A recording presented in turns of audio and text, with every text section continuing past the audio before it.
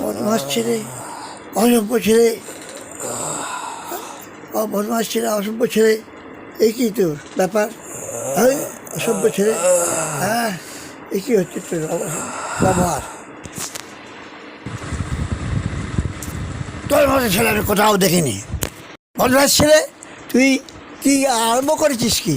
হ্যাঁ, অসভ্য ছেলে, এসব কি হচ্ছে এসব?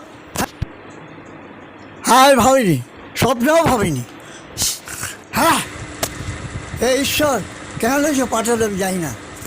এই কি অসভ্য ছেলে, কথা শোনে না, উল্টো পাল্টা বকে, যা ইচ্ছে তাই করে। এ কি মানুষ না বদমাস? এই তুই মানুষ না অমানুষ? মানুষের পর্যায়ে থাকলে এরকম কেউ করে? চারিদিক ঘোরে, এটাই ওর কাজ, এটাই ওর মনুষ্যত্বের পরিচয় পাওয়া যায় না। এত বড় বদমাস, অসভ্য ছেলে, উর তুই একটা জানোয়ার, জনম পরিণত আসছে সামনে। যে হবে কি করবে কি জানি না, তো কিছুই ভাবতে পারছি না। কি হবে না হবে আমি তো জানি না। কোথায় কি হবে একমাত্র ঈশ্বরই জানে।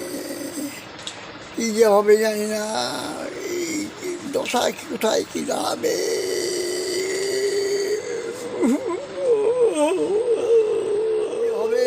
কি করবে না করবে, আমি না থাকি তো কী করবে তখন?